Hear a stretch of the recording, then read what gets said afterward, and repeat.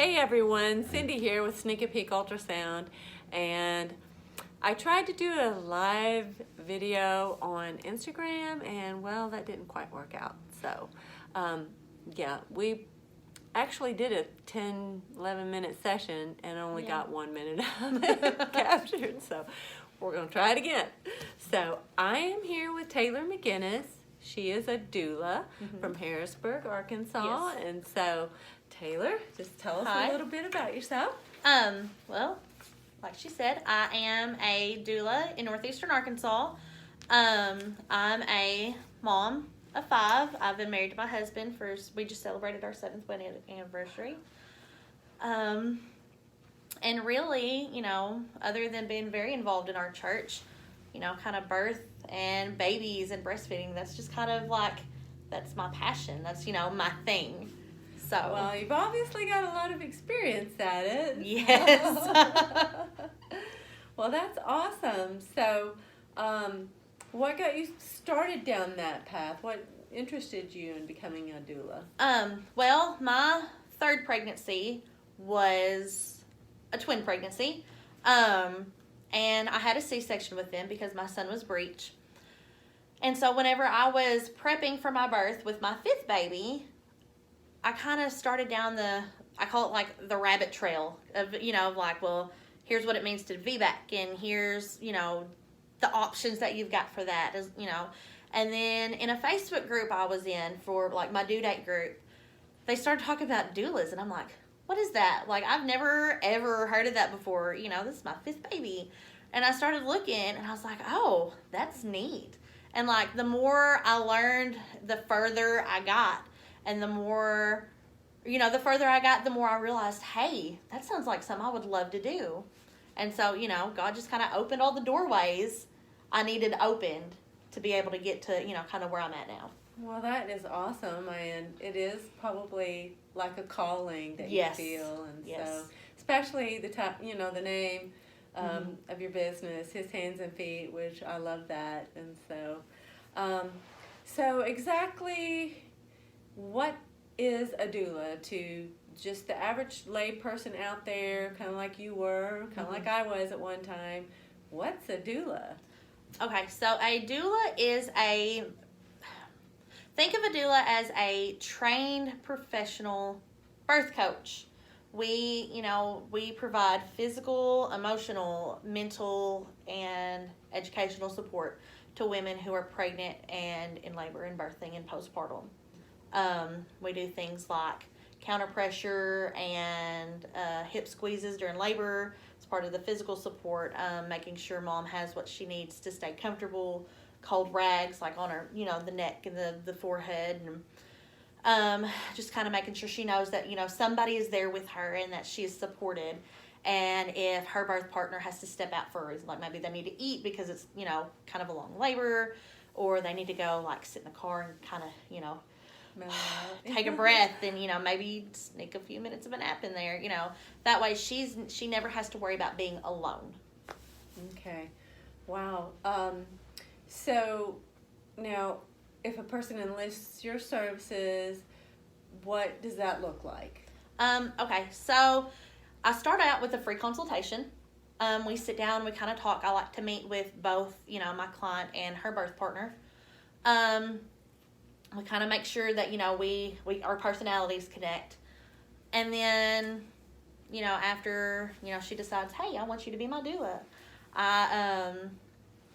we sit down and we look at the payment information, and then we kind of set up, I generally like to do 2 to 4 prenatal visits, especially closer to about 28 to 30 weeks, like right at the beginning of the 3rd trimester. We kind of go over birth plan, what she wants, what she doesn't want, whether she wants an epidural or she doesn't want an epidural, and how support care can look for both of those. And then that way, if there's anything she's not sure of, then if she needs help finding the information on her choices there, then I can be like, okay, well, here's a handout on this, or here's, a great website to go and look, for, like, say she's like, well, I don't think I want an epidural, but I don't know, about maybe the Pitocin. And I'm like, okay, well, here's the evidence, based on the Pitocin. Here's a handout. Here's what we can do to kind of make sure that you're up and moving around and kind of help the contractions not overpower you. Right. So there's probably a lot of technical information in there that maybe a first-time mom, or even a mom who's, second or third baby, might not have ever had access to that information or even known about it.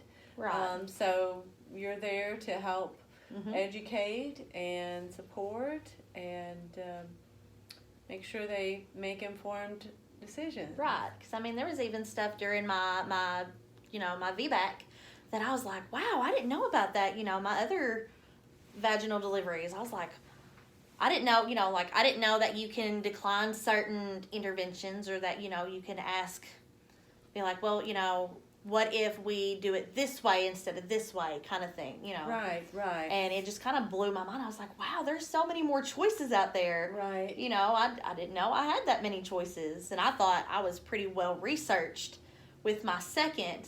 But then, looking back, I'm like, wow, I did not know near as much as I thought I did. Right.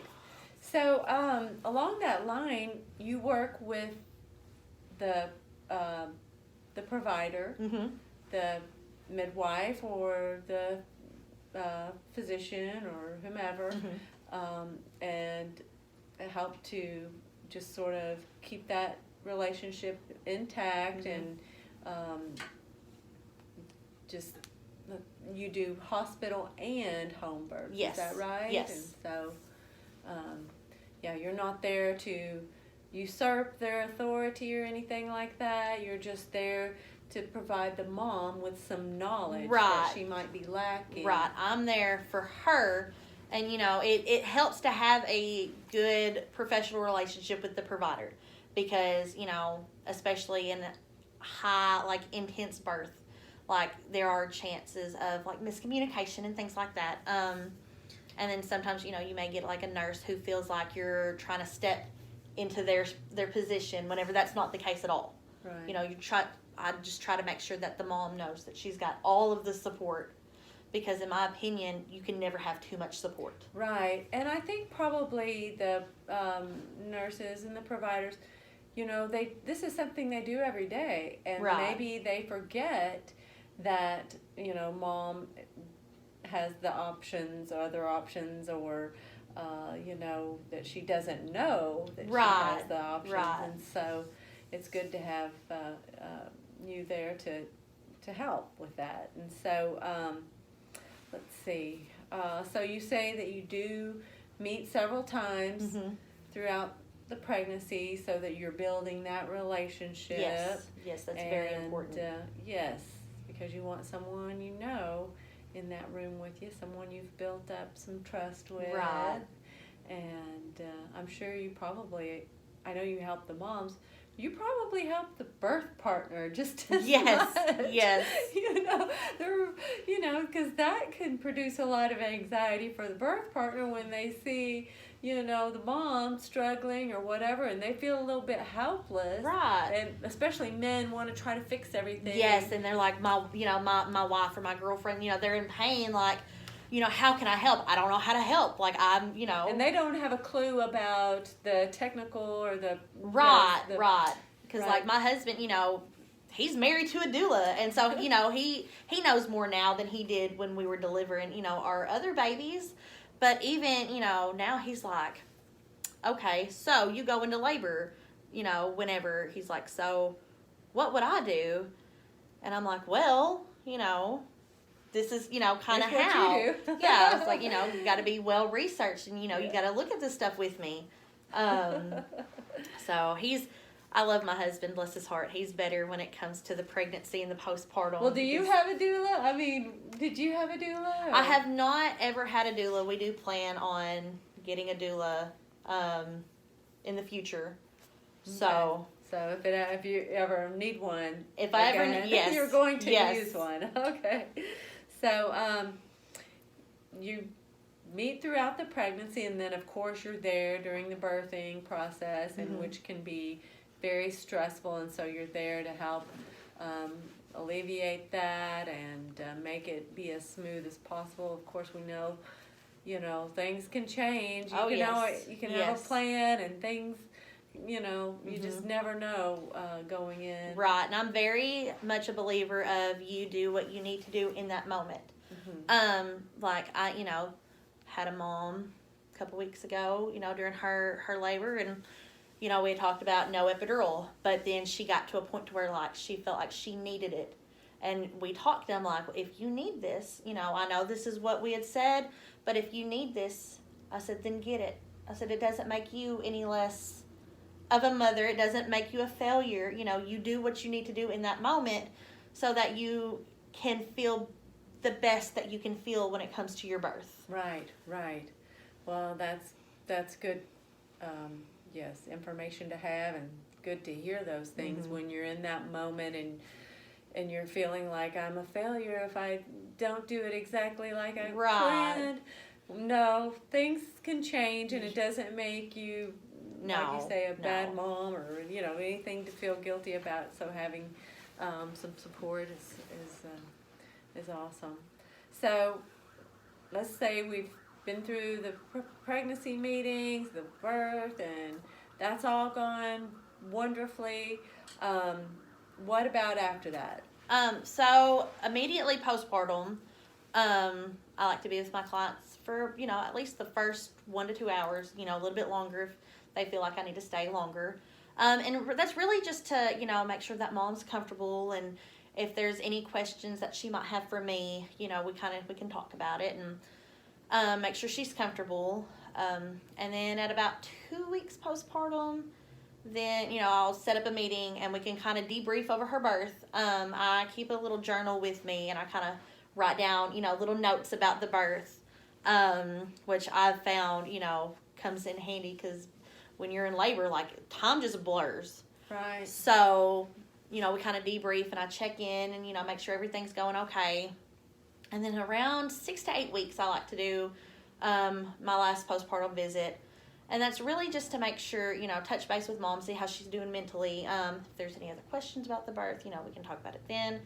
But 6 to 8 weeks is usually when postpartum depression starts really rearing its head. And as somebody who has dealt with it 5 other times, or 4 other times really, it's a battle. You don't really want to show people that vulnerable part because, we're mama bears. We take care of our babies, and, we try to push any kind of thoughts that come in with postpartum depression away. But if you don't take care of your mental health like you take care of your physical health, then it can get really, really bad and really scary. And that's when you find these moms who have done the unthinkable, and they've hurt themselves or their babies or both, because they needed the help and were too scared to get the help.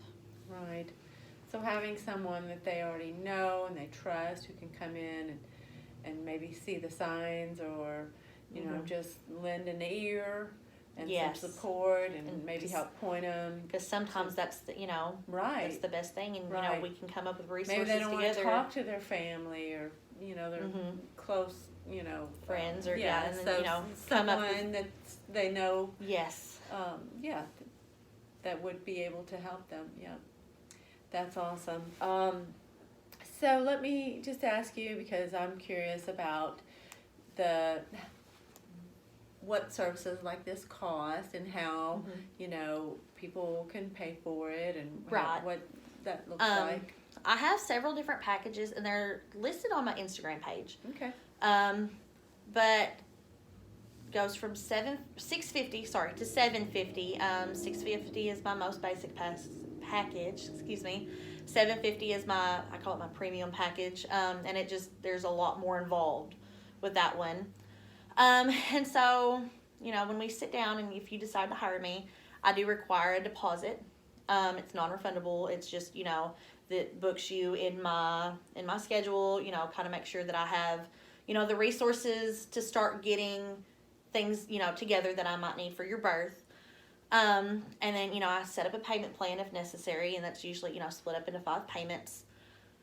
And then, I PayPal or Cash App, which I know are like the biggest things right now when I do accept, cash payment and things like that. Okay. And so And then when the time comes for the baby to come, then they call you and you drop everything. Yeah, And you just get up there and you're with them. Yes. Till the end. Until the baby's there. Yeah.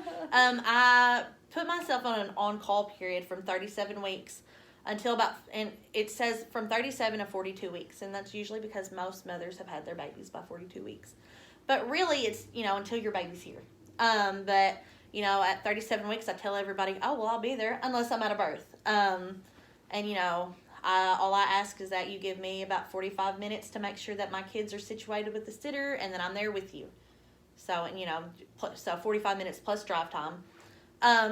That's a big commitment for you. It is. So, I make sure the day that my clients hit 37 weeks, I have my bag of tricks, all together, and it stays in the car. And then that way, I'm like, oh, hey, Mom, I've got a birth. I'm bringing my kids to you. And she's like, okay, just make sure that they got, the little things they need. And I'll be like, all right, well, I might see you in 12 hours. I may see you, in 2 days, depending on, how this birth goes. Right. And then, I take them over there and I kiss my kids goodbye. And then I, let my clients know, hey, I'm heading to you. Right. So. And then you show up with your bag of tricks Yes. And then it's go time and we get started. Awesome. Well, thanks for letting us know about what you do. And if anybody wants to get in touch with you, if they want to talk to you more or need more information, what would they need to do? Well, I have a Facebook page and an Instagram page. My Facebook page is His Hands and Feet Doula and Lactation Support. My Instagram page is His Hands and Feet _Doula Lactation. I've got an email address, hishandsandfeetdoula@gmail.com, or you can text me on my cell at 870-316-0289. And I just ask for text over call because I have 5 kids at home at any given time, and it gets very loud. Yes. So. Well, most people like to text anyway. Yeah. So that's a great way to communicate. Well, thank you, Taylor, for being here. No problem. Hope that you all learned something from that, and we'll talk to you later. Bye-bye.